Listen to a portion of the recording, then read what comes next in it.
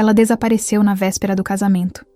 E anos depois, voltou para descobrir que o homem que amava agora chamava sua irmã de esposa. Mas a verdade por trás do desaparecimento estava longe de ser um acidente. Era uma armadilha. Uma história real de amor interrompido.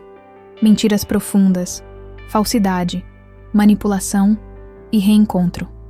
Prepare-se para mergulhar em uma narrativa cinematográfica, com reviravoltas de tirar o fôlego e um final que ninguém espera. Deixe seu like, inscreva-se no canal. Ative as notificações para não perder os próximos lançamentos. A primeira lembrança que tenho da minha vida anterior é o som das ondas quebrando contra as pedras e o cheiro do mar misturado com algo que não consigo descrever, como ferrugem e sal. Talvez medo. Eu estava caída ali, entre rochas, com as roupas rasgadas e uma dor aguda atravessando minha cabeça. Não sabia meu nome. Não sabia de onde vinha. Não sabia quem era. Fui encontrada por um casal de pescadores ao amanhecer. Ele se chamava Anton. Ela se chamava Mira. Não chamaram a polícia. Disseram que era perigoso, que as autoridades não ajudavam gente como eu, que era melhor começar de novo do que tentar lembrar de onde vim. E por alguma razão que só entendi anos depois, eu acreditei. Eles me deram o nome de Elina. Cuidaram de mim como se fossem meus pais. Mas havia algo dentro de mim que gritava, todos os dias, que aquela não era minha vida real. Que eu pertencia a outro lugar. Passaram-se 8 anos. Nesse tempo, aprendi a pescar, a viver com pouco, a sorrir mesmo sem saber por quê. E às vezes, sonhava com um homem. O mesmo rosto, os mesmos olhos verdes, toda noite. Não sabia seu nome, mas acordava com lágrimas nos olhos e um vazio no peito como se algo tivesse sido arrancado de mim. Foi em uma tarde de verão que tudo mudou. Anton voltou do porto com uma revista velha nas mãos, o papel enrugado e com cheiro de sal. Elina, olha isso, ele disse apontando para a capa. Havia uma matéria sobre uma exposição de arte em Sófia. E ali, ao lado de uma das esculturas, estava ele, o homem dos meus sonhos, em carne e osso. Segurei a revista com as mãos trêmulas. No título da matéria, Ivan Petrov, o escultor da ausência. Sua obra mais famosa, A Noiva Desaparecida, ainda intriga o país. A imagem me perfurou. Era ele. E a escultura era de mim. Era meu rosto, meus olhos, minha expressão congelada no mármore. Minhas pernas fraquejaram. O mundo girou. Naquela noite não consegui dormir. O nome Ivan ecoava na minha mente como uma batida de tambor. No dia seguinte, saí antes do amanhecer, deixando apenas uma carta para Anton e Mira. Peguei um ônibus até Sófia. Durante toda a viagem, fiquei olhando pela janela, tentando encaixar pedaços soltos de memória, sentindo como se cada quilômetro me aproximasse da verdade. E também do abismo. Quando cheguei à galeria, meu coração parecia que ia sair pela boca. A exposição ainda estava lá. Entrei como se fosse um fantasma vagando por entre esculturas, quadros e fotografias. E então a vi, a escultura. Era como me ver morta. Ao lado, havia uma placa com uma dedicatória. Para Lilia. O amor que o tempo e a morte não puderam apagar. Lilia. Meu nome era Lilia. A onda de lembranças veio como um soco. O som da música no dia do noivado. A voz dele dizendo, você é minha eternidade. A presença da minha irmã, Ana, me ajudando a vestir o vestido branco. A última noite antes do casamento. A estrada, a chuva, o farol de um carro vindo na contramão. E depois, escuridão. Cambaleei. Precisei me segurar em uma coluna para não desabar. Quando olhei para o lado, ele estava ali. Ivan, de terno escuro, barba por fazer, com o mesmo olhar de sempre, mas agora carregado de dor. Nossos olhos se cruzaram por um instante eterno. Ele deu um passo à frente, franzindo o senho como se visse um fantasma. Lilia? Tentei falar, mas minha garganta travou. É você? Antes que eu pudesse responder, uma voz atrás dele cortou o ar como uma navalha. Amor, vem cá, estão te chamando para a entrevista. E então ela apareceu. Ana, minha irmã, usando a aliança que deveria estar no meu dedo, grávida. O mundo parou. E ali, diante da escultura que carregava meu rosto, meu noivo olhava para mim como se não soubesse se estava sonhando ou enlouquecendo, enquanto minha irmã o chamava de amor, com um filho dele no ventre. E eu ainda não sabia por que tinha desaparecido. Mas a pergunta agora era outra. O que realmente aconteceu comigo naquela noite? E por que minha irmã me substituiu? O silêncio pesava como concreto sobre meus ombros. Eu o encarava, mas não conseguia respirar. Era como se meu corpo estivesse tentando entender se aquilo era real. Ivan deu mais um passo. O olhar dele tremia, perdido entre o passado e o presente. A voz de Ana se aproximava, leve como uma ameaça. Ela entrou na sala com um sorriso, que congelou ao me ver. Os olhos dela, aqueles olhos que um dia me prometeram proteção e cumplicidade, se arregalaram. E por um instante, ela congelou. A mão instintivamente repousou sobre a barriga. Uma tentativa involuntária de proteger. De esconder? Lília! A voz dela saiu em um fio. Senti o mundo girar. Ivan olhava de mim para ela. Depois, para a escultura. Como se seu cérebro tentasse organizar peças demais num tabuleiro quebrado. Isso não é possível. Ele sussurrou. Você morreu. Eu enterrei flores no mar por você. Você não morreu.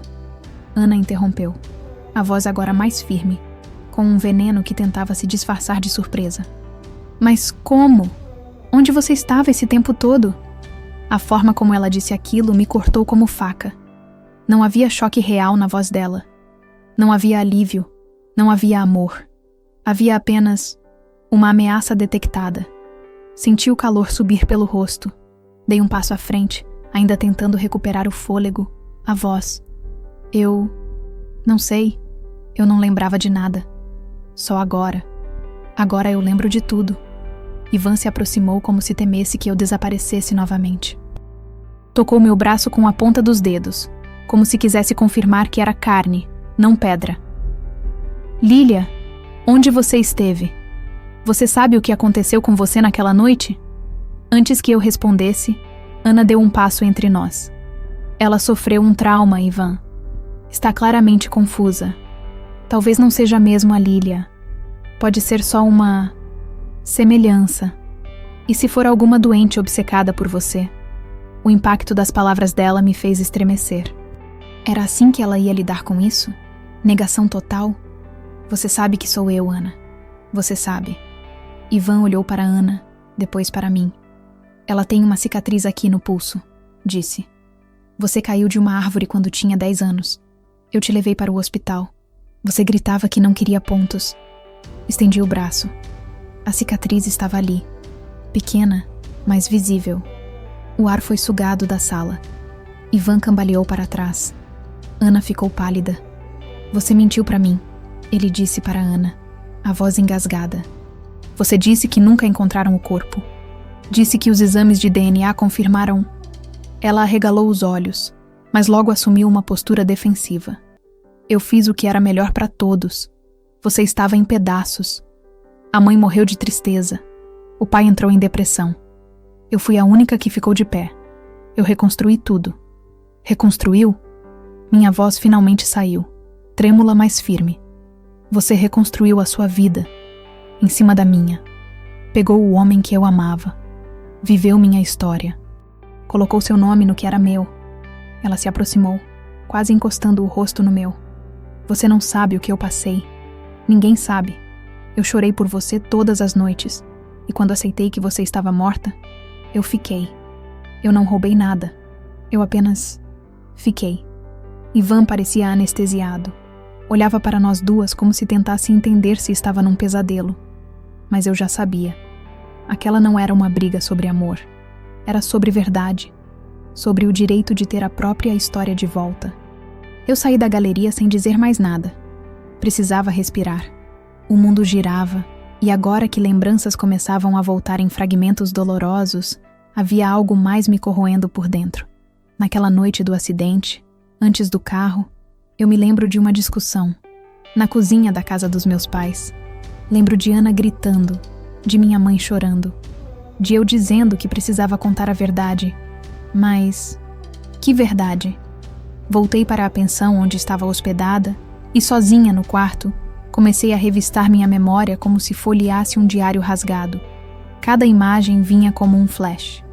Ana com o celular na mão, dizendo: "Você vai acabar com tudo." Ivan indo embora sem saber o que estava acontecendo. E eu, saindo de casa sob chuva, com um envelope na bolsa. Um envelope. Eu tinha provas. Havia algo que eu sabia naquela noite. Algo que Ana não queria que eu contasse. E por isso, eu desapareci. Não foi um acidente. E se não foi um acidente, alguém quis me calar. Passei a noite acordada, sentada na beira da cama, abraçada a mim mesma como se meu próprio corpo pudesse me proteger do que estava por vir. A cidade de Sófia lá fora seguia viva, mas dentro de mim, tudo estava desmoronando. O passado começava a se soltar das sombras, revelando pontas soltas, memórias fragmentadas, sensações que me faziam suar frio. Eu tinha um envelope naquela noite. Isso era certo. E dentro dele, algo que ameaçava a Ana. Eu sentia isso no corpo. Era como um instinto. Mas o quê? Peguei um bloco de papel e comecei a anotar o que me vinha à cabeça. A cozinha, a discussão, Ana dizendo: "Você vai acabar com tudo." Minha mãe chorando, eu decidida. Eu saindo de casa de vestido claro, saltos molhados de chuva, o envelope dentro da bolsa. E então, os faróis, a estrada molhada, a freada, o grito. Depois, apenas o mar. Mas um detalhe me atingiu com força. Não havia sinal de que alguém tivesse me procurado com real empenho. Não havia cartazes. Não havia campanhas. Não havia buscas. Apenas um atestado de morte sem corpo. E uma irmã que meses depois se tornava esposa do meu noivo. Levantei com raiva no peito. Eu precisava confrontar minha mãe. Se alguém ainda sabia da verdade, era ela. Voltei à antiga casa da família, agora em um bairro silencioso nos arredores da cidade. O portão estava enferrujado, o jardim mal cuidado. Quando bati, uma mulher idosa abriu a porta com olhos cansados. Minha mãe. Ela me encarou como se tivesse visto um espírito. O rosto empalideceu. A boca abriu, mas nenhum som saiu. Seus olhos se encheram de lágrimas em segundos. "Lília, isso é real?" Assenti em silêncio. Ela cambaleou para trás e se apoiou na porta. As lágrimas desciam soltas agora. Abracei-a. O corpo dela tremia tanto que mal consegui sustentar o meu. "Me perdoa", ela sussurrou. "Eu fui fraca. Eu não consegui impedir." "Impedir o quê, mãe?" Ela afastou-se e olhou dentro dos meus olhos. "Ana, ela sempre foi intensa. Sempre quis tudo o que era seu. Quando você contou que ia revelar o que viu, eu disse que não era prudente. Mas você não me ouviu. E então, revelar o quê, mãe? O que eu vi?" Ela hesitou. Limpou o rosto com as costas da mão. Andou até a cozinha e serviu água com as mãos trêmulas. "Você viu Ana entrando no consultório do Dr. Marim no meio da madrugada. O mesmo homem que morreu poucos dias depois. Disse que era só uma visita de emergência. Mas você sabia que havia algo mais. Você ia contar pro Ivan. Dizia que não podia esconder isso de quem ia casar contigo. Que tipo de segredo era esse, mãe? O que Ana escondeu?" Ela ficou em silêncio. E então, com a voz baixa como um sussurro, Ana não podia ter filhos. O silêncio se instalou. As palavras ecoaram como um trovão dentro de mim. "Mas ela está grávida." "Não, Lília. Não está. Ela não está grávida. Ela nunca esteve." Me sentei devagar, tentando encaixar tudo.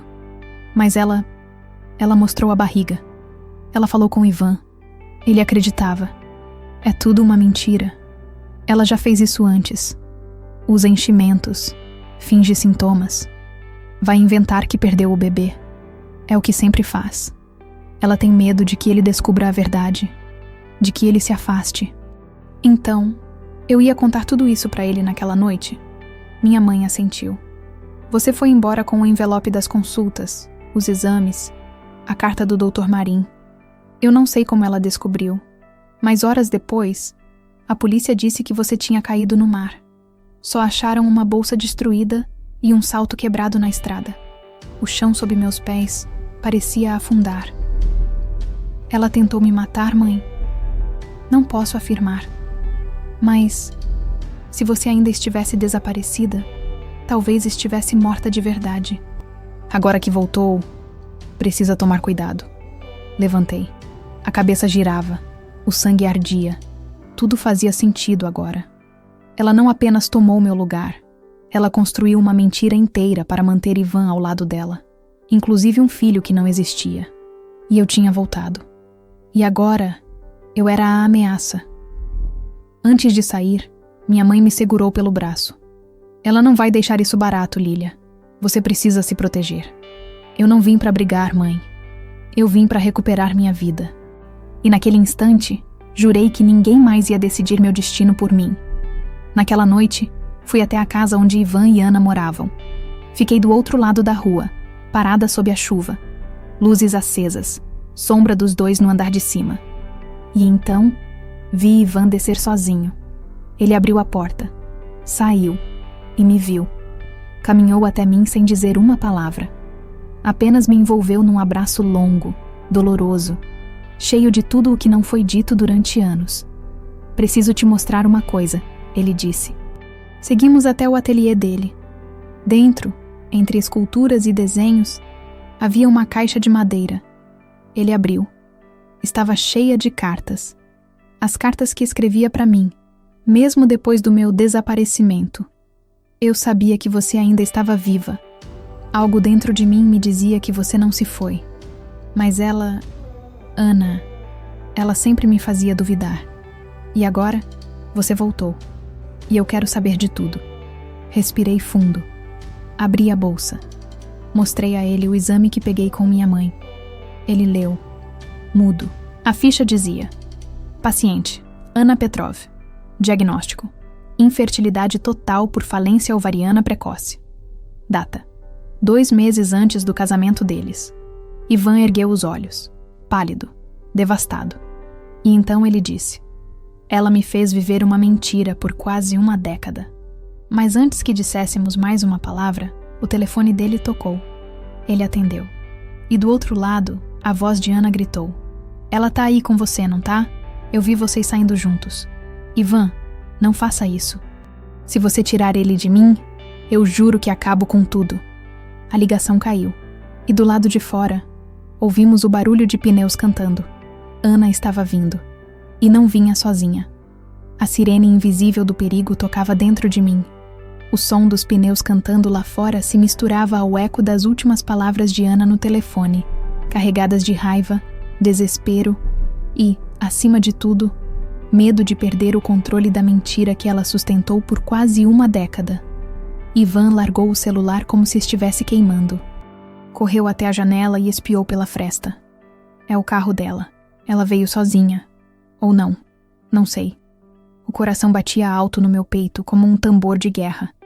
Temos que sair daqui. Ele assentiu e correu até o fundo do ateliê. Abriu uma porta que dava para um beco lateral.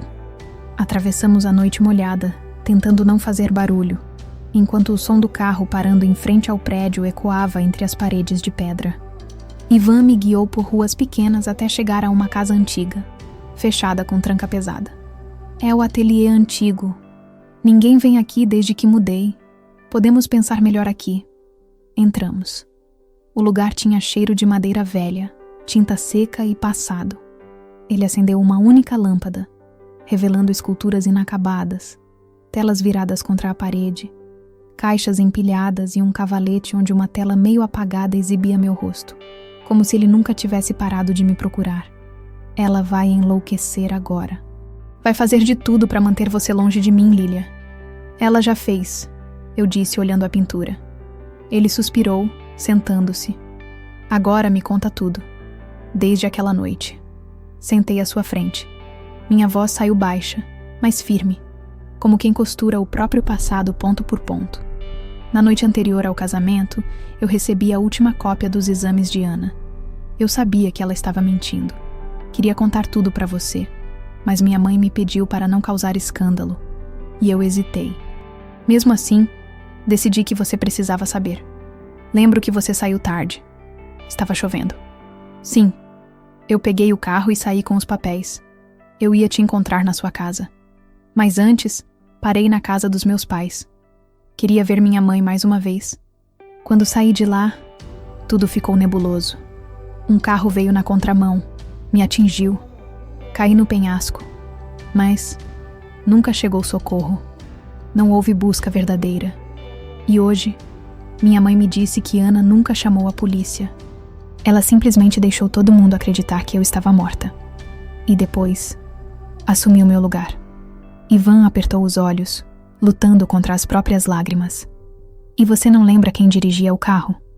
Não, mas lembro do som. Era uma buzina específica, um som grave. Lembro da silhueta de alguém no volante, pequeno demais para ser um homem alto, e uma gargalhada.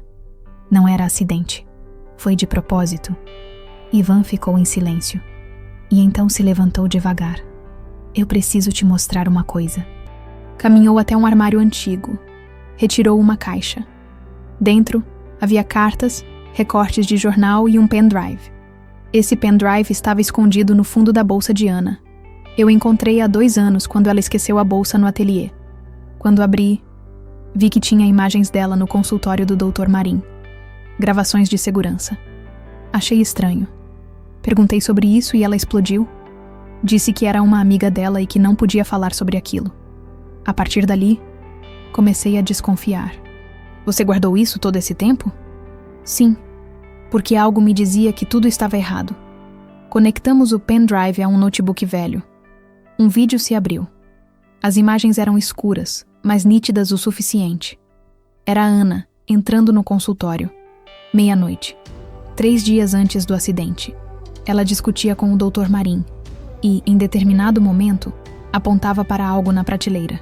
Ele negava com a cabeça. Ela se aproximava, empurrava algo.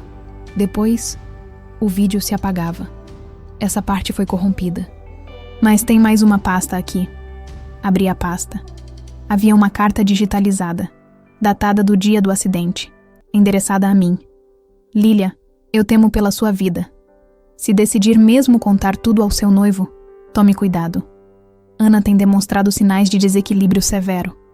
Ela me ameaçou, tentou me subornar e disse que ninguém vai atrapalhar o futuro que ela escolheu. Não quero acreditar que seja capaz, mas esteja atenta. Dr. Marim. Engoli em seco. Ivan levou a mão à boca. Meu Deus! Naquele momento, o celular de Ivan vibrou. Era uma mensagem. De Ana. Eu avisei. Agora vai ser tarde demais. Nos entreolhamos. Ivan correu até a janela. Um carro preto estava parado do outro lado da rua. Mas não era o dela. Era outro. Vidros escuros, faróis apagados. Um homem de capuz saiu do banco do motorista e acendeu um cigarro. Ivan desligou a luz do ateliê. Ela não veio sozinha. Está usando alguém. Talvez alguém pago. Talvez alguém perigoso. Peguei os papéis, o pendrive, a carta impressa. Precisamos sair daqui, ir direto à polícia. Com provas desse nível, ela vai ter que responder. Mas quando abrimos a porta dos fundos, o carro já estava virando a rua paralela. E preso na porta, um envelope, sem remetente. Abri com mãos trêmulas.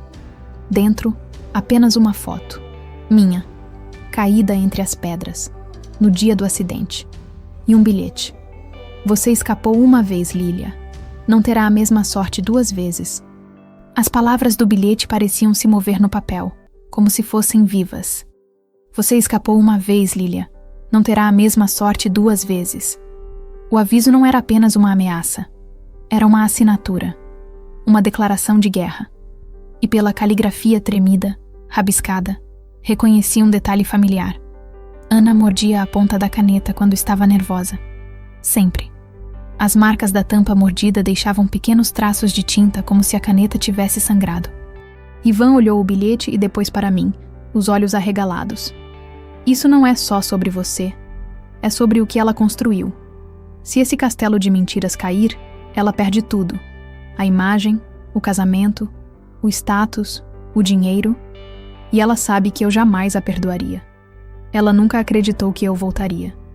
Nunca pensou que a memória voltaria. Murmurei. Mas voltou. E agora temos provas. Só precisamos garantir que sobrevivam com a gente. Escondemos o pendrive em uma pasta falsa de rascunhos no meio das esculturas. Ivan salvou uma cópia no e-mail pessoal e no meu também. Tudo criptografado. Em seguida, saímos pela Rua dos Fundos, tentando evitar a rota do carro preto. Pegamos um táxi até a delegacia mais próxima. A cidade ainda dormia, mas o plantão da delegacia estava ativo. 2 policiais nos atenderam, frios e burocráticos. Pareciam céticos. Mostramos as provas. Eles analisaram tudo. E após uma rápida conversa em particular, um deles nos chamou à sala reservada.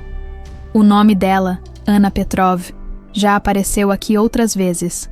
Nada muito grave, mas já tivemos relatos de comportamento agressivo, falsas denúncias médicas e uma tentativa de forçar internação de terceiros por instabilidade emocional. Tudo arquivado por falta de provas, mas agora vocês trouxeram algo diferente. Entregamos os vídeos e a carta. Eles pediram para aguardar enquanto um superior era chamado. Enquanto esperávamos na sala fria de metal e cadeiras duras, Ivan segurava minha mão com força, mas os olhos pareciam distantes. Eu me sinto um idiota. Como não vi? Como pude confiar cegamente em tudo que ela disse? Porque você estava em pedaços, Ivan. Porque ela te ofereceu uma versão da realidade que era mais suportável do que encarar a dor da perda. Ele assentiu, silencioso. O oficial superior chegou. Um homem de expressão rígida e fala direta. Assistiu ao vídeo, leu a carta e analisou o histórico de Anna. E então disse: vamos abrir um inquérito imediato, mas aviso que ela vai reagir. Pessoas que constroem mundos em cima de mentiras não deixam as verdades escaparem sem luta. Ela já tentou matar uma vez, eu disse. Ele me olhou nos olhos. E pode tentar de novo. Nos aconselharam a nos manter em local seguro até o mandado de intimação ser emitido. Ivan me levou para um pequeno chalé de um amigo nas montanhas, isolado, longe da cidade. Por 2 dias, tentamos respirar, pensar. A cada madrugada, revivíamos tudo. As cartas, o acidente, as peças do quebra-cabeça se encaixando. E então, na 3ª manhã, recebemos uma ligação. Era minha mãe. A voz dela tremia. Ela sabe onde vocês estão. O quê? Ela descobriu. Alguém viu vocês entrando no chalé. Um carro passou por aqui ontem. Ela me ligou agora mesmo. Disse que vai até o fim. Que se for para perder tudo, prefere destruir tudo junto. Desligamos. Ivan empacotou tudo em minutos. Subimos no carro dele. No caminho de volta, os 2 sabíamos que aquela história não terminaria numa delegacia. Anna não aceitaria ser desmascarada. Não enquanto pudesse atacar primeiro. Chegamos à cidade e fomos direto ao fórum. O advogado da família de Ivan, um homem calado e preciso, nos esperava com documentos para registrar um pedido de medida protetiva e ação judicial por falsidade ideológica, tentativa de homicídio e fraude conjugal. Com os dados que tínhamos, ele disse que o processo seria devastador para ela. No entanto, ao sairmos do prédio, vimos uma multidão reunida em frente a uma tela de LED de uma loja de eletrônicos. Em comunicado oficial, Anna Petrov, esposa do escultor Ivan Petrov, foi levada ao hospital após uma suposta tentativa de suicídio. De acordo com fontes próximas, ela teria deixado uma carta afirmando que foi traída e abandonada pelo marido para voltar com a irmã que havia desaparecido anos antes. A imagem mostrava uma ambulância. Anna entrando, desacordada. Policiais tentando conter jornalistas. Fiquei imóvel. Ivan ficou sem palavras. Ela armou isso. Sussurrei. Ela armou para parecer vítima. Ele assentiu, com um misto de choque e raiva no rosto. E agora vai virar mártir. A carta dela foi divulgada horas depois. Fui traída. Devolvi meu marido a uma morta. E agora, todos verão o que isso me custou. Mas se eu não sobreviver, saibam que ainda assim, eu venci. Porque ela jamais vai tirar de mim o que construí. Assinava com sangue no final da página digitalizada. Ivan esfregou o rosto com as 2 mãos. Ela está jogando sujo. E o pior, o país inteiro vai comprar essa narrativa. Mas a verdade está do nosso lado, eu disse, tentando manter a esperança viva. E eu não vou desaparecer de novo. Eu vou lutar. Dessa vez, até o fim.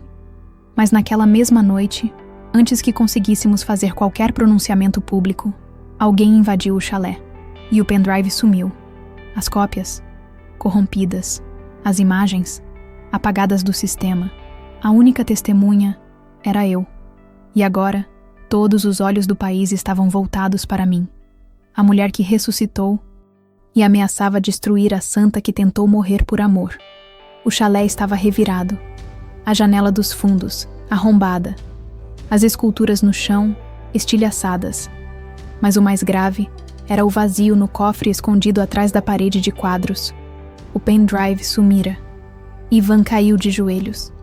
Eu fiquei paralisada, tentando assimilar o que aquilo significava. Todas as cópias digitais estavam corrompidas. Os arquivos online, apagados. Alguém havia invadido as contas, excluído as pastas, limpado tudo. Era mais do que raiva ou desespero. Era estratégia. E Ana tinha alguém por trás. Alguém que sabia apagar rastros com precisão. Ivan pegou o celular e ligou para o advogado. A resposta foi seca e devastadora. Sem provas materiais, sua palavra contra a dela perde força. E agora que ela está hospitalizada e sob proteção judicial, qualquer tentativa de exposição será vista como perseguição. Eu fechei os olhos, sentindo um peso no peito que parecia um afogamento lento. Ela estava vencendo. De novo. Nos dias seguintes, o país inteiro parecia hipnotizado pelo drama de Ana. Sites, programas de televisão e redes sociais pintavam ela como a mulher traída, a irmã abandonada, a esposa substituída. Um canal transmitiu uma matéria especial. A irmã que voltou dos mortos para destruir um casamento perfeito. E eu, que voltei para reivindicar a própria vida, era agora o fantasma que assombrava uma história alheia. Mas havia uma coisa que ninguém esperava. Uma carta. Esquecida no fundo de uma caixa da minha mãe. Escrita por meu pai, antes de morrer, e endereçada a mim. Ela me entregou com as mãos trêmulas, dizendo que guardou aquilo por medo e por culpa. Lilia, se você estiver lendo isso, é porque algo deu errado. Eu precisava te contar a verdade, mas não tive coragem. Ana não é sua irmã biológica. Ela foi adotada quando tinha 7 anos. Ela nunca aceitou essa verdade. Sempre invejou tudo que era seu. Desde pequena, dizia que tudo que você tinha, ela ia tirar. Certa vez, ouvi ela jurar que te substituiria um dia. Achei que era só raiva infantil, mas talvez fosse um aviso. As mãos tremiam. Ivan leu a carta ao meu lado, em silêncio. Isso muda tudo.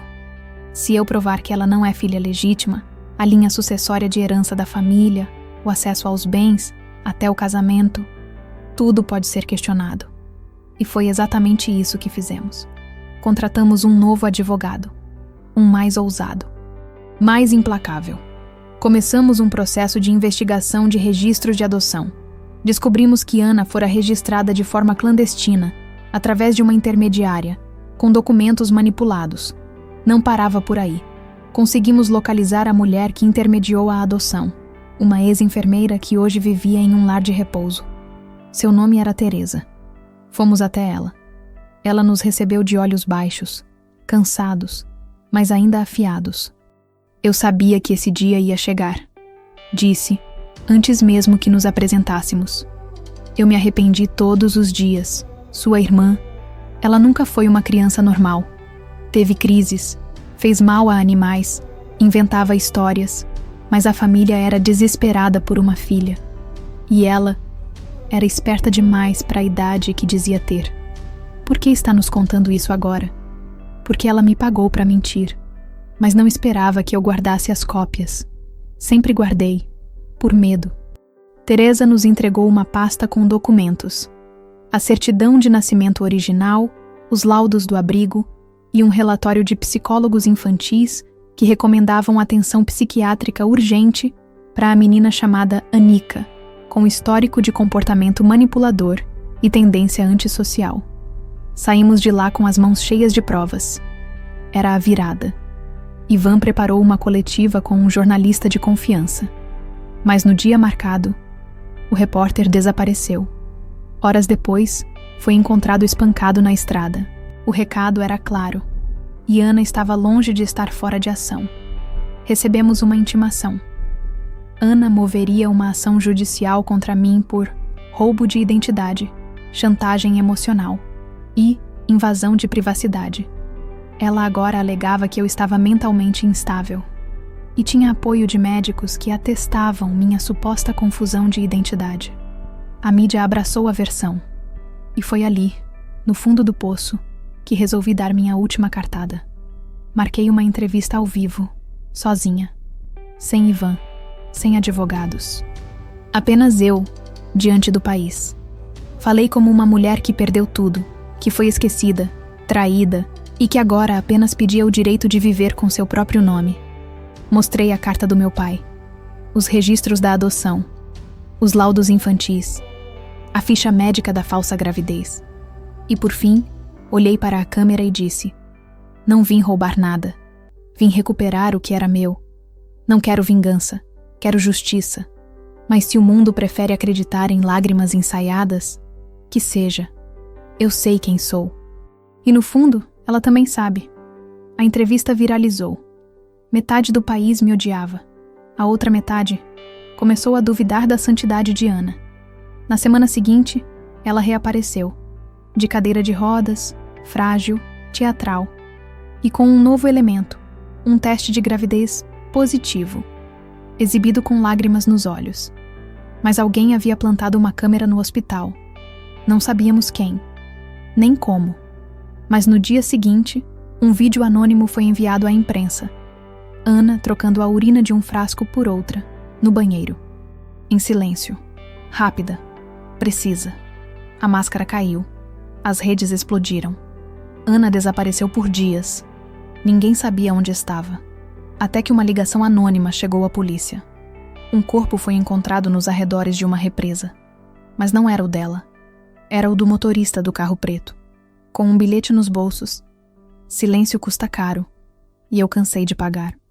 O corpo do motorista foi encontrado com sinais de espancamento e um bilhete encharcado de sangue. O recado era claro. Quem sabia demais estava sendo eliminado. A mídia, que até então se dividia entre apoiar Ana ou defender minha história, agora se calava.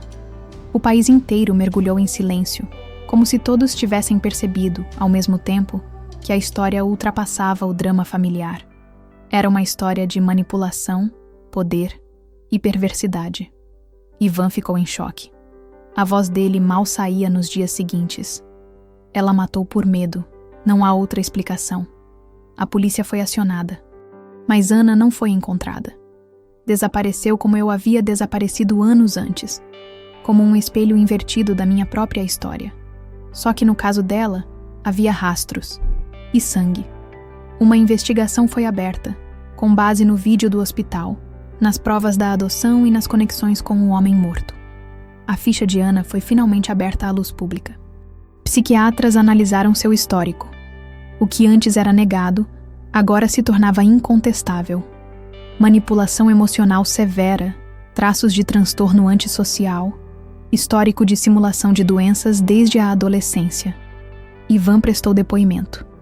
Eu também. E pela primeira vez, a justiça começou a se mover, lentamente, mas de forma firme. Sem Ana para se defender, o juiz concedeu a anulação do casamento com base em fraude e vício de consentimento. Todos os bens transferidos durante os anos de união foram suspensos, e com a certidão original revelando a adoção clandestina, sua posição legal como herdeira da família também foi anulada. Mas nada disso trouxe paz imediata. A sensação era de devastação, como se tivéssemos atravessado um campo minado com os olhos vendados. Perdi 8 anos da minha vida.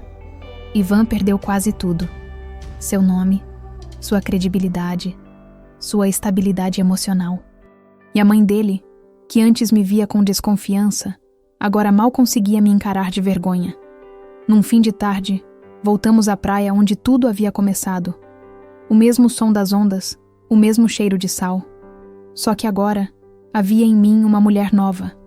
Não mais a noiva que sonhava com flores, véu e promessas eternas, mas alguém que havia renascido da mentira, da escuridão, da ausência. Ivan me pegou pela mão. Ficamos em silêncio por um tempo. Depois ele falou: "Se você quiser ir embora, recomeçar do zero, eu entendo. Você não me deve nada." Olhei para ele com um meio sorriso. "Mas eu quero ficar. Não porque devo, mas porque, apesar de tudo, eu te amo. E porque minha vida começa agora, pela primeira vez, com a verdade." Nos beijamos ali. Não foi um beijo de final de conto de fadas. Foi um beijo de sobreviventes, de quem perdeu tudo e, ainda assim, decidiu continuar. Meses depois, Ana foi encontrada, na fronteira com a Grécia. Usava outro nome, outro passaporte. Tinha modificado o cabelo, o rosto, mas não os olhos. Foi presa, fria, serena. Disse apenas uma frase ao ser algemada. Ela venceu, mas eu fui mais longe. Foi internada preventivamente em uma clínica psiquiátrica, sem julgamento imediato, sem testemunhas oculares, sem uma confissão. A justiça, no fim, não foi perfeita, mas foi o suficiente. Hoje, eu voltei a assinar meu nome, Lilia Stoyanova, e cada letra dele carrega tudo o que vivi, tudo o que perdi, tudo o que escolhi deixar para trás. Meu casamento com Ivan foi discreto, sem flores, sem plateia, sem vestido branco. Apenas nós dois, diante de um juiz de paz e do mar que me salvou uma vez. Agora, sob testemunha do vento, eu disse sim. Não ao homem que amei um dia, mas ao homem que permaneceu quando tudo ao redor implodia. Meu passado não foi apagado. Ele vive comigo. Em forma de cicatriz, sim, mas também de força. E toda vez que olho no espelho, vejo quem fui e quem nunca mais serei. Porque desaparecer me ensinou a lutar e retornar me ensinou a vencer. Gostou da história? Comente aqui embaixo o que mais te impactou. Compartilhe com alguém que ama histórias cheias de emoção e mistério. Fim.